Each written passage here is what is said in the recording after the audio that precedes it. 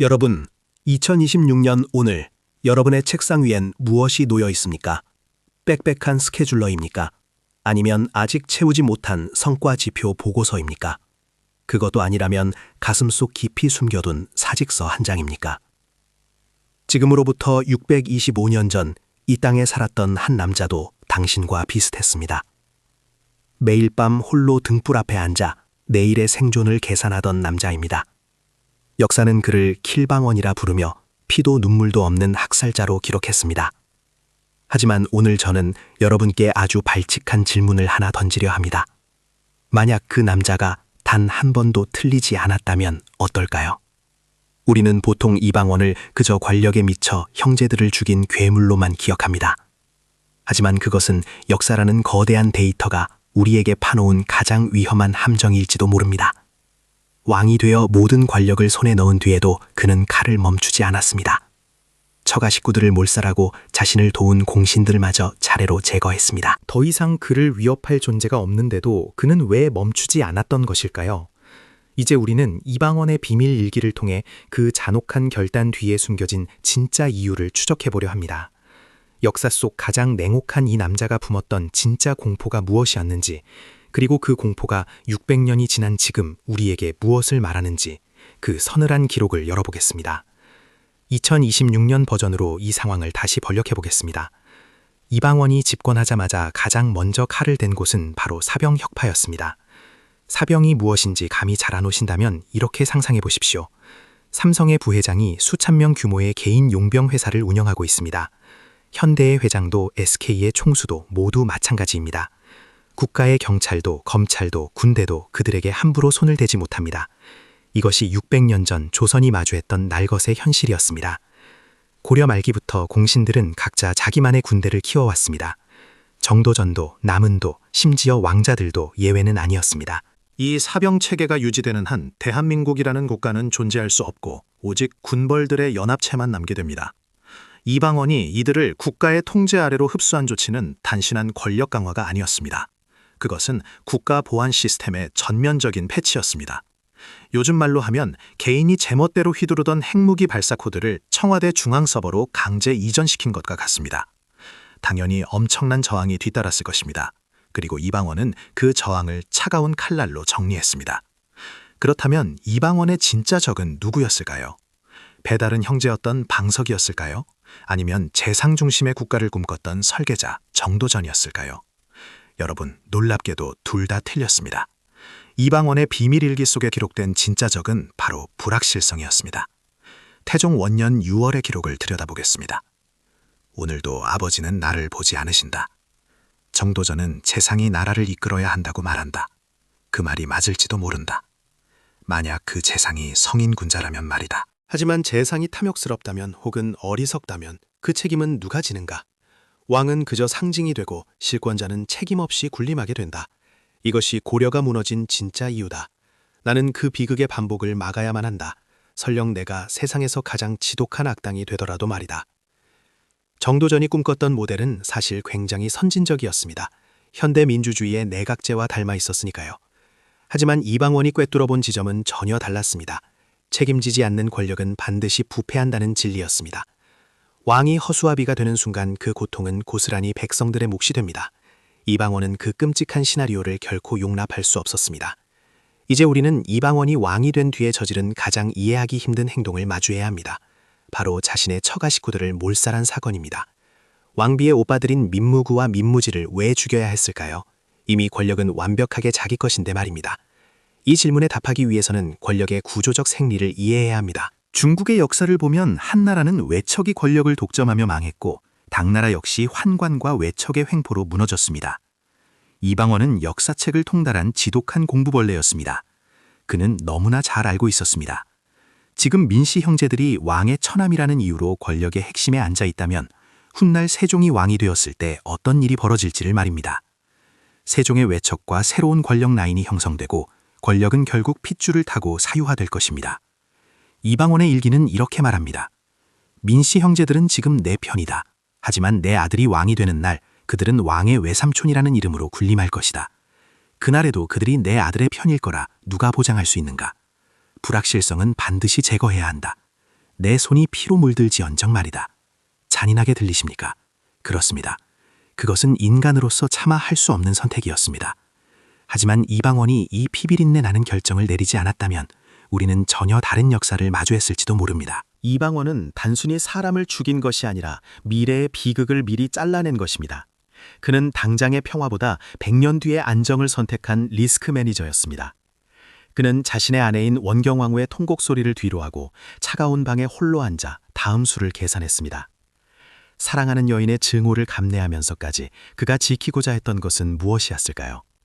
이제 우리는 그가 칼을 휘두르지 않았을 때 벌어졌을 끔찍한 평행우주로 떠나보려 합니다. 만약 그날 밤 그가 칼을 내려놓았다면 조선은 어떤 모습이었을까요? 2026년의 평행우주를 한번 상상해 봅시다. 만약 이방원이 그날 밤 칼을 내려놓고 정도전이 설계한 재상 중심의 체제가 그대로 유지되었다면 어떤 일이 벌어졌을까요? 왕권은 이름뿐인 상징으로 남고 실질적인 권력은 몇몇 유력 가문의 손에 쥐어집니다. 10년 뒤 더 탐욕스러운 재상이 등장하고 외척들은 이미 자신들만의 군사력을 키워 국가의 통제를 완전히 벗어납니다. 지방의 세력가들은 중앙정부의 명령을 비웃으며 각자 도생의 길을 걷고 백성들은 누구에게 세금을 내야 할지도 모르는 혼란에 빠집니다. 여러분, 이 장면 어디서 많이 본 것 같지 않습니까? 그렇습니다. 바로 고려 말기의 무신정권이나 신라 말의 처참한 혼란기입니다. 왕은 존재하지만 왕이 없는 나라입니다. 그런 아수라장 속에서 과연 세종대왕이라는 위대한 성굴이 탄생할 수 있었을까요? 훈민정음과 치국이 그리고 집현전의 학문적 성취들이 과연 평화롭게 꼽힐 수 있었을까요? 아마 세종은 평생을 외척과 공신들의 눈치를 보며 정치적 생존게임의 모든 에너지를 다 써버렸을 것입니다. 여러분의 통장과 아파트 그리고 주민등록증으로 대표되는 현대적인 국가 시스템의 원형은 사실 이방원이 피로 다진 그 단단한 토대 위에 서 있습니다. 이제 반대로 실제 역사의 장면으로 돌아가 보겠습니다. 이방원은 결국 칼을 들었습니다. 그것은 더럽고 잔혹하며 지독하게 고독한 작업이었습니다. 하지만 그 결과는 어떠했습니까? 왕권이라는 이름의 강력한 중앙 서버가 구축되었습니다. 그리고 그 무결한 서버 위에서 세종이라는 역대급 소프트웨어가 아무런 오류 없이 구동되기 시작했습니다. 세종은 즉위하자마자 집현전을 설치하고 인사권을 직접 행사했습니다. 외척의 눈치를 볼 필요가 전혀 없었습니다. 이미 아버지 이방원이 모든 장애물을 깨끗하게 정리해두었기 때문입니다. 훈민정음은 28자로 만들어졌습니다. 하지만 그 28자를 마음껏 연구할 수 있는 환경을 만든 것은 아버지 이방원의 피 묻은 28번의 결단이었습니다. 이방원의 일기는 그날의 진실을 이렇게 기록하고 있습니다. 내 손에 묻은 이 비릿한 피가 훗날 내 아들의 찬란한 영광이 되리라. 나는 화려한 꽃을 피우는 사람이 아니다. 나는 그저 꽃이 필 수 있는 기름진 땅을 만드는 사람일 뿐이다. 더럽고 냄새나는 거름이 되어 땅 밑으로 사라지는 것. 그것이 내가 남길 유일한 유산이다. 그런데 여기서 우리는 한 가지 질문을 더 던져야 합니다. 이방원은 정말로 피도 눈물도 없는 냉혈한이었을까요? 기록에 따르면 그는 자신이 처형한 민씨 형제들의 누이이자 평생의 동반자였던 원경왕후 민씨와 죽을 때까지 냉전 관계를 유지했습니다. 한 공간에 머물면서도 대화가 단절된 채 수십 년을 보냈습니다. 그는 자신이 저지른 일의 무게를 누구보다 잘 알고 있었습니다. 변명하지 않았고 용서를 구하지도 않았습니다. 그저 묵묵히 그 고통을 견뎌냈습니다. 가장 차가운 결정을 내린 자는 가장 긴 시간을 홀로 감당해야 한다는 사실을 그는 온몸으로 증명했습니다. 그는 사이코패스가 아니었습니다. 오히려 자신이 사랑하는 사람들을 지키기 위해 그들로부터 미움받는 길을 선택한 지독한 책임감의 소유자였습니다. 그는 왕좌에 앉아 화려한 연회를 즐기는 대신 어두운 방 안에서 촛불 하나에 의지해 국가의 100년 대계를 설계했습니다. 그의 칼끝은 사람을 향한 것이 아니라 국가를 좀먹는 불확실성을 향해 있었습니다. 이방원이 휘두른 칼날은 단순히 생명을 앗아가는 도구가 아니라 썩은 부위를 도려내는 수술용 메스와 같았습니다. 그는 자신의 손이 더러워질수록 나라의 미래가 깨끗해진다는 역설을 믿었습니다. 그가 죽인 것은 사람이 아니라 권력의 사유화라는 고질병이었습니다. 그가 세운 것은 왕의 권위가 아니라 법과 시스템의 엄중함이었습니다. 이제 우리는 이 차가운 리더십이 남긴 유산이 오늘날 우리에게 어떤 의미를 갖는지 살펴봐야 합니다.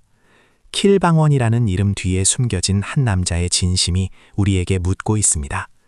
당신은 조직의 미래를 위해 기꺼이 악역이 될 준비가 되어 있느냐고 말입니다.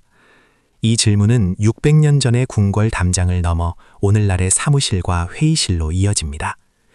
이방원의 생의 마지막 순간을 한번 떠올려 보십시오. 그는 죽음을 앞두고 극심한 가뭄이 들자 이런 유언을 남겼습니다. 내가 죽어서 귀신이 되어서라도 반드시 이 땅에 비를 내리게 하겠다. 그리고 놀랍게도 그가 숨을 거둔 바로 그날 하늘에서는 메마른 돼지를 적시는 억수 같은 비가 쏟아졌습니다. 조선의 백성들은 그 비를 패종우라고 불렀습니다. 여러분, 한번 깊이 생각해 보십시오. 진정으로 백성을 학살하기만 했던 사이코패스에게 백성들이 그런 그리움이 담긴 이름을 붙여주었을까요? 그는 마지막 숨을 내뱉는 순간까지도 자신이 남겨둔 사람들과 이 나라의 안위를 걱정했던 것입니다. 형제의 피로 왕좌를 빼앗고 처가를 자신의 손으로 무너뜨린 그 잔혹한 손으로 말입니다. 그는 지독할 정도로 책임감이 강한 리스크 매니저였습니다. 그가 휘두른 칼날 뒤에는 언제나 아를 세종이 걸어갈 깨끗하고 안전한 길이 놓여 있었습니다. 세종이 훈민정음을 창제하고 과학기술을 꽃피우며 조선의 황금기를 열 수 있었던 것은 결코 우연이 아니었습니다. 그것은 아버지 이방원이 자신의 영혼을 깎아내며 구축한 거대한 방어 시스템 안에서만 가능한 일이었습니다. 이방원은 스스로 괴물이 되기를 자처하며 아들에게는 성군이 될 수 있는 완벽한 환경을 선물했습니다. 그는 화려한 꽃이 피는 봄을 직접 보지 못했습니다. 대신 그는 가장 춥고 시린 겨물의 한복판에서 홀로 눈을 치우며 다음 세대가 걸어올 길을 닦았습니다. 이것이 바로 우리가 킬방원이라는 자극적인 별명 뒤에 숨겨진 태종 이방원의 진짜 얼굴을 마주해야 하는 이유입니다. 그는 자신의 이름을 더럽혀 역사의 뒤안길로 사라졌지만 그가 설계한 국가 운영 프로세스는 500년 조선의 단단한 뼈대가 되었습니다. 리더의 고독이란 바로 이런 것입니다. 모두가 박수칠 때 떠나는 것이 아니라 모두에게 손가락질 받으면서도 끝내 지켜야 할 조직의 생존을 위해 자리를 지키는 것 말입니다. 이제 우리는 이 서늘하고도 뜨거운 리더십의 정수를 우리의 현실로 가져와야 합니다. 이방원이 남긴 그 피 묻은 유산이 오늘날 불확실한 시대를 살아가는 우리에게 던지는 구체적인 생존 전략은 무엇일까요? 이방원의 일기를 덮으며 2026년의 리더들에게 3가지 생존 강령을 제안합니다. 첫째, 조직의 사병을 정리하십시오. 실질적 기여 없이 인맥으로만 버티는 비공식 관력과 결정을 흐리는 비효율적인 관습을 도려내야 조직이 생존합니다. 둘째, 욕먹는 것을 두려워하지 마십시오. 리더는 모두에게 좋은 사람이 될 수 없습니다. 불황 속 리더십의 본질은 인기 관리가 아니라 생존 가능성의 관리입니다. 이방원도 혼자였지만 끝내 틀리지 않았습니다.